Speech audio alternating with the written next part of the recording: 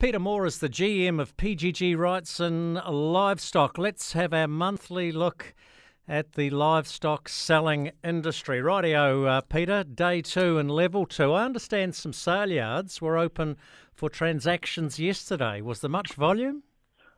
Yeah, some were open yesterday. I would say average volumes, smaller volumes, and perhaps even what we expected. But, it is only day 1, so it was obviously all of the things that needed to be worked through as part of day 1. So I think it's, time will tell. Really, next week's going to tell a tale, Jamie, as to how much stock does come out when we get back to the more calendared sales. Well, you've got physical distancing and all the health and safety protocols to work around, and the best way to get a good sale is to have plenty of people in the gallery bidding. It's not quite that easy, is it? No, so, we've obviously developed a set of protocols for level 2. One of the restrictions, obviously, is no more than 100 people on a sale yard site.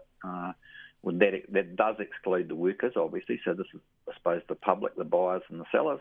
And obviously in the rostrums, we've got to have at least 1 metre social distancing. So, quite a lot of challenges in actually setting this up. A huge amount of work done in the last week or 10 days by people in my team just around what does the protocols look like, and trying to make sure that we've always said, Jamie, number 1 priority is to protect our people and protect our clients, and also make sure that we don't end up with COVID in the rural industry. So that's been sort of quite a lot of work to get it right, and no doubt as time moves on, there'll be, we'll have to refine it. But important to have those protocols right. Yeah, bit of a challenge for some of those auctioneers. I know a PGG Wrightson auctioneer in Southland. I won't name and shame him, but he does he's a good auctioneer. He does a fair bit of spitting while he's shouting it out. So good luck there, or staying within a metre of him, or you want to be more than a metre away from him, should I say.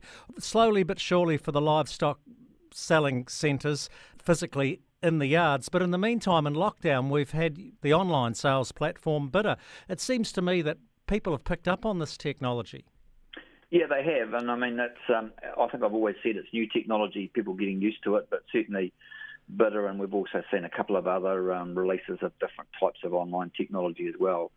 So certainly Bidr's had a huge upturn in the number of people that have buying on it. They've looked at it and have listed on it. We've had some great sales, and we've had some probably not so good ones, but looking at what happened yesterday at Storford Lodge, particularly in the cattle space, I don't think you could blame Bidr for the lower prices or the poor number of clearance in some of the Bidr sales, because we had the same problem at Storford yesterday. The cattle market is tough, particularly in some of the drier areas. Yeah, well, Stortford Lodge is right in the middle of a dry area, correct me if I'm wrong. The drought is obviously really biting hard, and it's just hard or nigh on impossible in some cases to find a home for some of these animals. What about the space issues at the freezing works, at the processing plants? Any sign of that lightening up a bit? Yeah, there is regional differences again. I think in some regions there certainly is lightened up a bit. There's been a real focus on killing boner cows and bull beef because there's a good market for that. And also I think that, it's good that they are focusing on that, because it means the dairy farmers that are culling their boners can actually get rid of them. Probably prime cattle is a bit tighter, a bit more difficult to get space for them. And lambs across the country, it has eased a bit for lambs, to be honest. And, we are seeing quite a strong outlook for lamb, and seeing quite a good inquiry for store lambs as well.